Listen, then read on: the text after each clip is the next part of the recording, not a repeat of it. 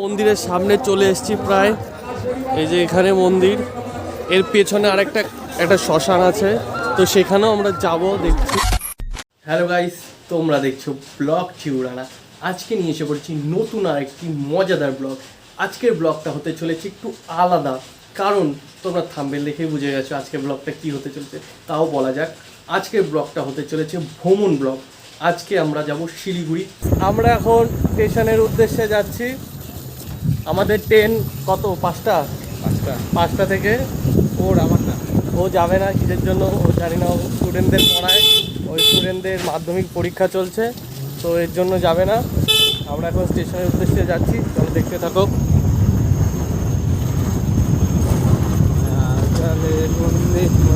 আর কতকাল সংসারিয়া তোমারে খুঁজে নেব। তার আগে আরেকটা কথা বলে দিই, আমাদের স্টেশনটা ওই পারে, তো ওই পারে যেতে হলে আগে নৌকা করে যেতে হবে। চলো, আমরা প্রায় ঘাটের দিকে চলে এসেছি। ঘাটের সামনে ওটা ঘাটের গেট একটা। মনে চিনি তোমারে। আমরা এখন নৌকায় চলে এসেছি। এই লজ্জা পাচ্ছে আমাদের। লজ্জা পাচ্ছি না, আমি এখন কথা বলছি ওর সঙ্গে। কি কথা বলছো? তো আমি দিচ্ছি তোকে আর একটা সে দিবি নিয়ে।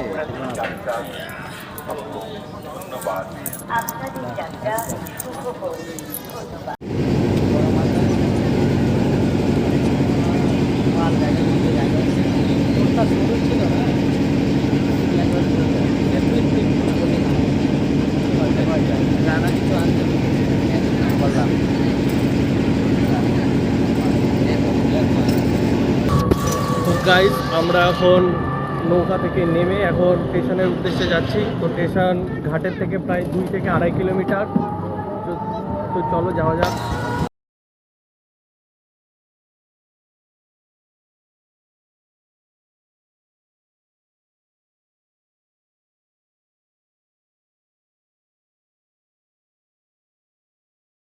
আমরা এখন স্টেশনে চলে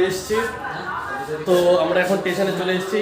আমরা এখন যাব 3 নম্বর প্ল্যাটফর্মে। এখন 1 নম্বর প্ল্যাটফর্মে দাঁড়িয়ে রয়েছি। এই যে আমাদের এখানে লিফট, তো আমরা লিফটে করে যাব। তো আমরা 3 নম্বর প্ল্যাটফর্মে চলে এসেছি। ওই যে 3 নম্বর, আর ওদিকে 4 নম্বর। এখন ট্রেন আসার অপেক্ষায়, ট্রেন আসবে 5টার সময়। এবার প্রায় এখন বাজে 4:15 মতো। এখনও প্রায় 45 মিনিট ওয়েট করতে হবে। আমরা আগেই চলে এসেছি, একটু আগে আসাই ভালো। তোমরাও সবসময় কোনো জায়গায় গেলে আগে যাবে। তো এখন একটু ওয়েট করি, আর কিছু খাবো, খেয়ে তারপর 5টার সময় ট্রেনে উঠবো। ততক্ষণ তোমরা ব্লগটা দেখতে থাকো, অবশ্যই দেখবে, আরও অনেক মজা বাকি আছে।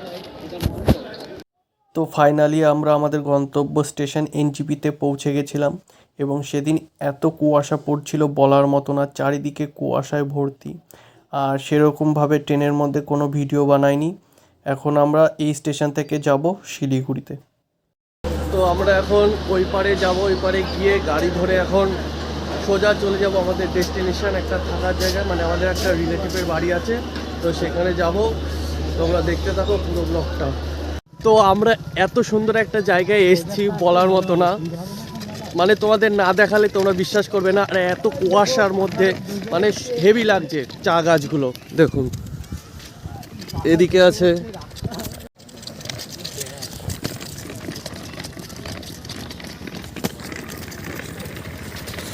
খুব সুন্দর লাগছে চা গাছগুলো, মানে এত সুন্দর। আর চারিদিকে কুয়াশা, মানে একটা অপরূপ দৃশ্য। এদিকে এগুলো সব, এদিকে চা গাছ, এগুলো পুরো বাগান চা গাছের, মানে খুবই সুন্দর।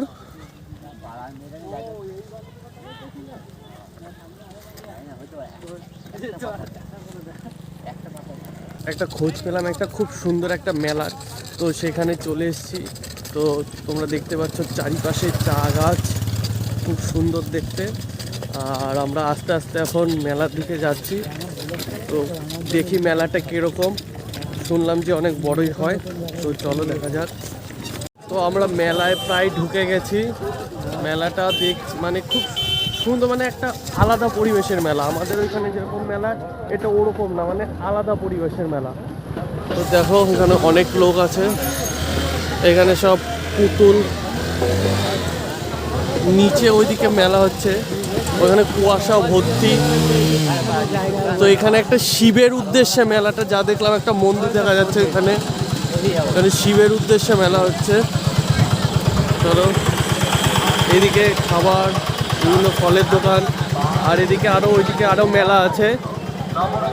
প্রচুর নয়েজ আসছে, তোমরা শুনতে পাচ্ছ কি আমার কথা আমি জানি না।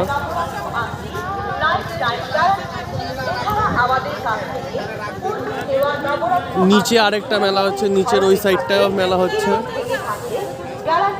মানে একটা আলাদা পরিবেশের মেলা এটা। চারিদিকে কুয়াশা আর তার মধ্যে একটা সুন্দর মেলা। তো এখানে সহন শক্তি এবং তো এই যে সেই মন্দির, এখানে পুজো দেওয়ার জন্য প্রচুর ভিড় লেগেছে। আরো ভিতরে মানে আমি ফার্স্ট সকালের মেলা দেখলাম, এর আগে কখনো দেখিনি যে সকালবেলা মেলা লাগতে। আর এত সুন্দর পরিবেশের মধ্যে, চারিদিকে কুয়াশা, এদিকে মেলা আছে, ওই সাইডে আছে। তো পুরো মেলা ঘুরে আরও অনেক জায়গায় গিয়েছিলাম, তো সেই সব জায়গায় ভিডিও আর করিনি, কারণ তখন ঠিক আর শরীরটা ভাল লাগছিল না, এই কারণে আর ব্লগ করা হয়নি। তো এখন আমরা শিলিগুড়ি যাচ্ছি বাসে করে, এখন বাজে প্রায় 8টা, আর যেতে যেতে প্রায় 9টা বেজে যাবে। তো ব্লগটা এখানেই শেষ করছি, নয় অনেক বড় হয়ে যাবে ব্লগটা। পরবর্তী ব্লগ আসতে চলেছে শিলিগুড়ি নিয়ে।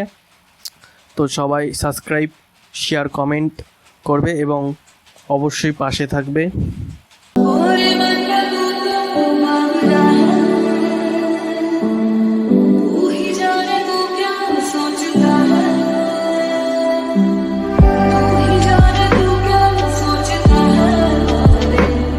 You